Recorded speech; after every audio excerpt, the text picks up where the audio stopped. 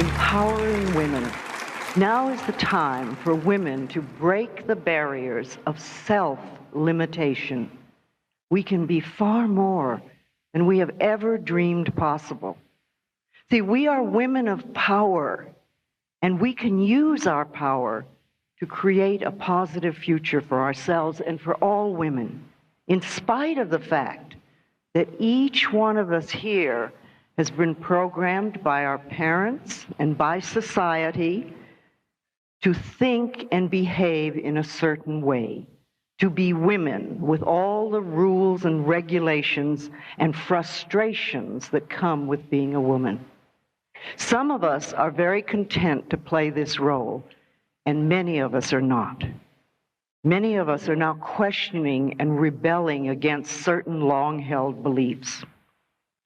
I want to share something with you that I found in a book called, it was a 1950s high school home economics book. And this is titled,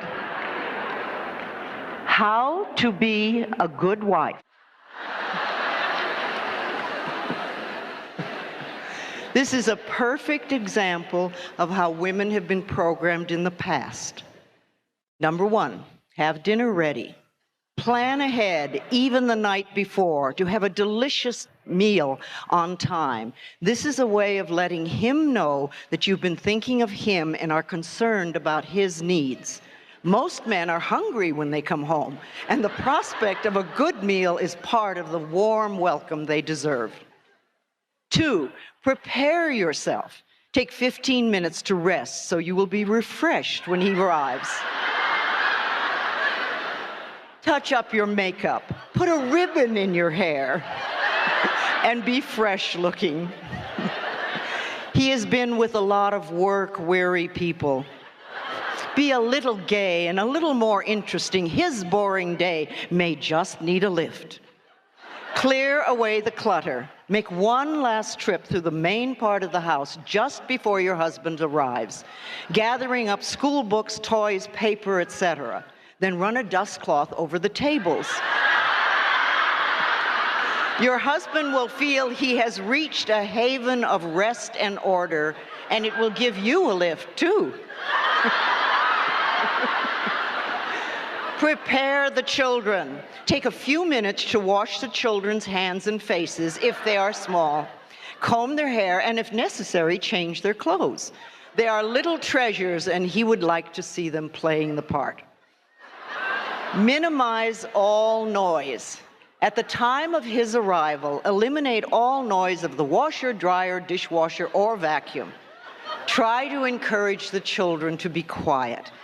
Be happy to see him. Greet him with a warm smile and be glad to see him. Some don'ts. Don't greet him with problems or complaints. Don't complain if he is late for dinner. Count this as minor compared to what he might have gone through that day. Make him comfortable. Have him lean back in a comfortable chair, or suggest that he lie down in the bedroom. Have a cool or a warm drink ready for him. Arrange his pillow and offer to take off his shoes.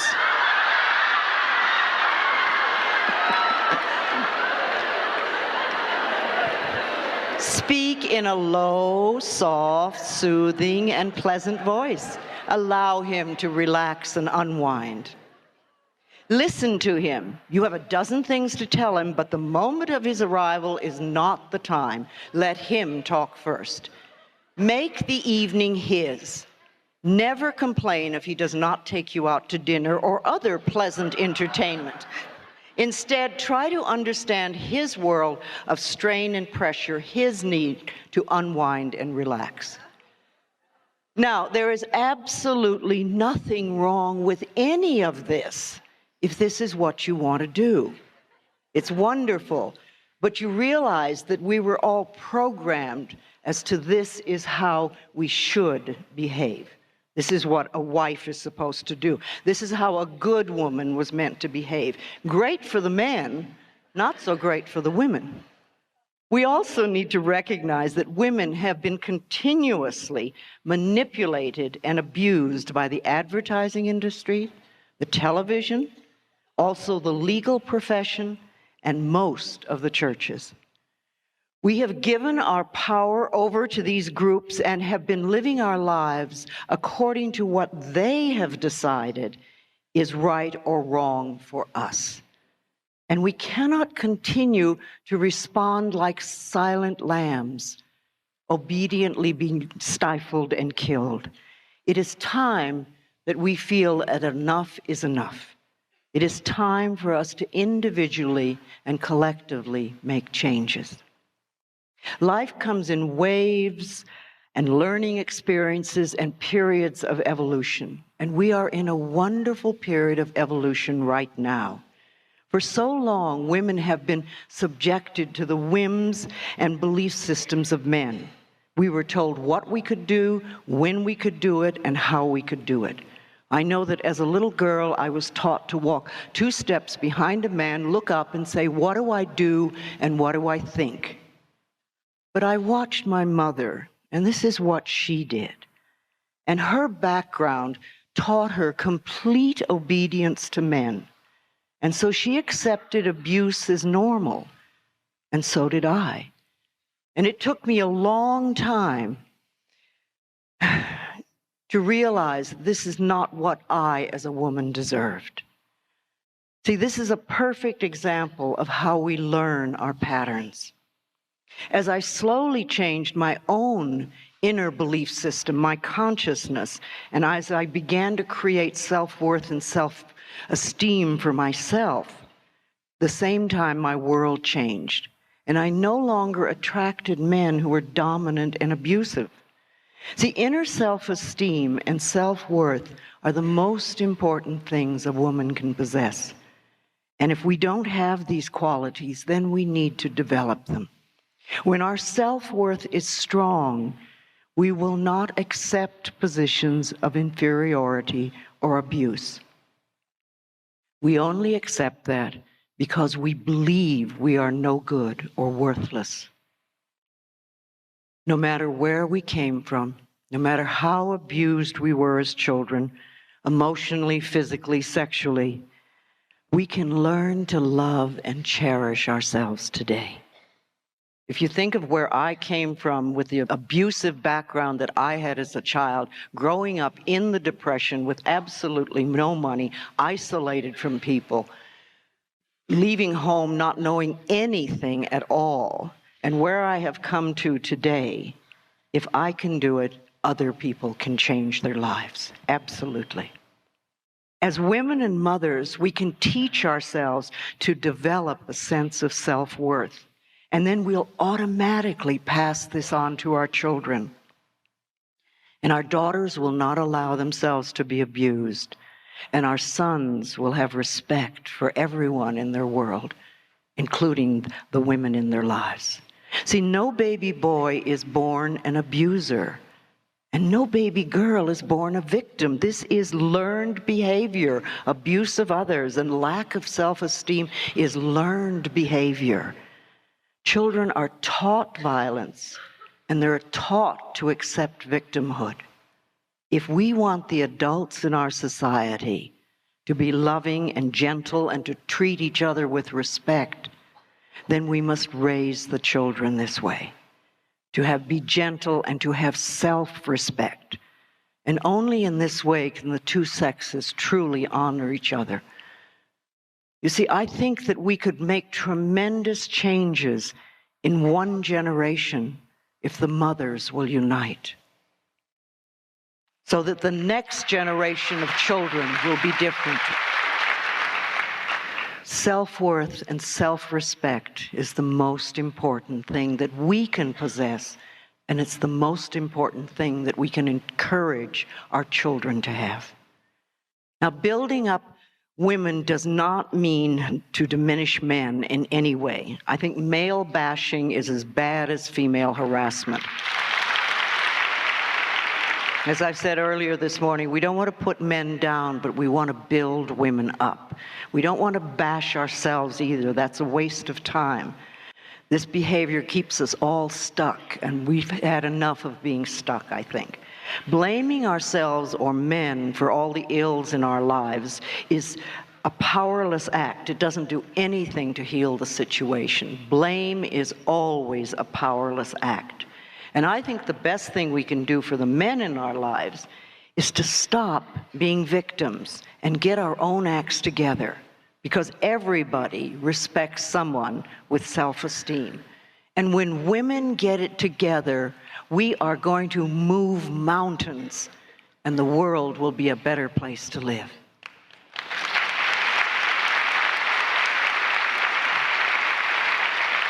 I have great compassion for men and the difficulties they face as they move through life. They too are stuck in their roles and carry enormous burdens and pressures. Remember, from childhood on, little boys are taught not to express their feelings and not to cry. Now, to me, this is child abuse and torture. It's no wonder that many men, when they grow up, the only emotion they'll allow themselves to express is anger. And most men also regret the lack of a really good relationship with their father. If you want to see a man cry, give him a safe space to be and get him to talk about his relationship with his father or lack of it. And so often there's so much sadness comes up of all the things that might have been said and weren't, and how they wish that their fathers had told them that they were loved and valuable. But women need to know, to really know and accept and believe that they are not second-class citizens. We are not second-class citizens. This is absolute rubbish. The soul has no inferiority. The soul doesn't even have sexuality. Now, I know that when the feminist movement first came about, the women were so angry at the injustices that had been levied at them for so long that they got really furious and they blamed the men for everything. And that's understandable. That's sort of what happens. You need to work out your frustrations for a while. It's sort of like when you go to therapy and you're working on issues of child abuse. You really need to express all those feelings before you can begin to heal. And when a group has been repressed a long time, they go hog wild when they first experience freedom. However, when we're given time to express those feelings, and the pendulum then swings to a much more balanced point. And that's what's happening with women now. It is time for us to release the anger and the blame, the victimhood, the powerlessness. Now is the time for women to acknowledge and claim our own power, to take our thinking in hand, and to begin to create the world we say we want.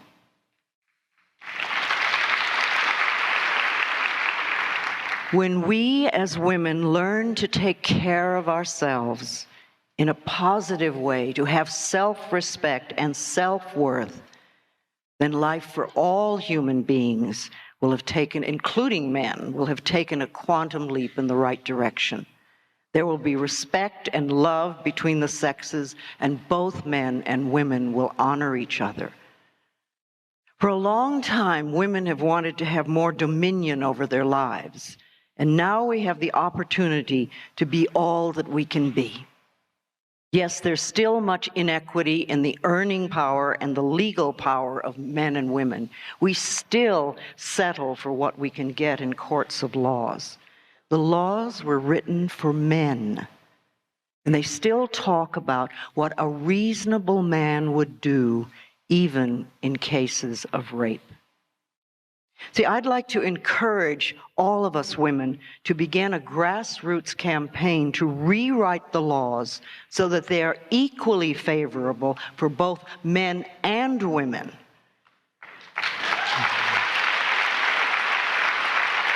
If we don't go in there and do something, it's just going to stay the way it is. Because if men are writing laws, they're going to write them favorably for men. Of course. I mean, that's obvious.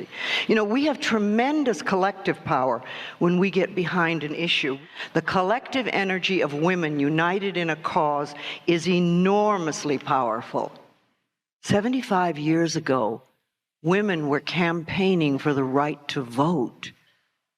Today, we can not only vote, we can run for office and be elected.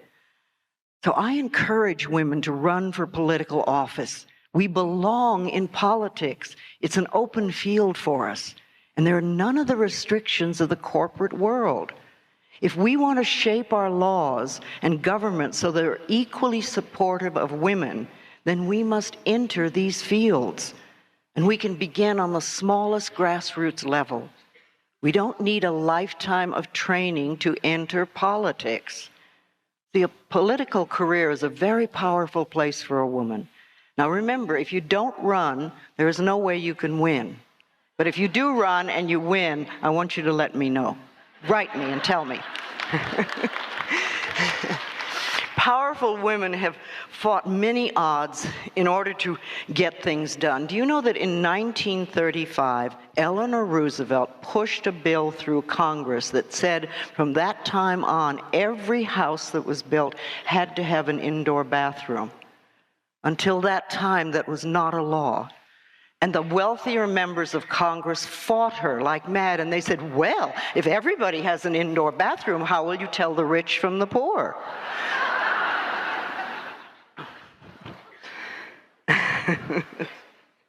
See, I believe we can all become women of power. For some of us, it will be making great waves in society. And for many of us, it will just be taking charge of our own lives.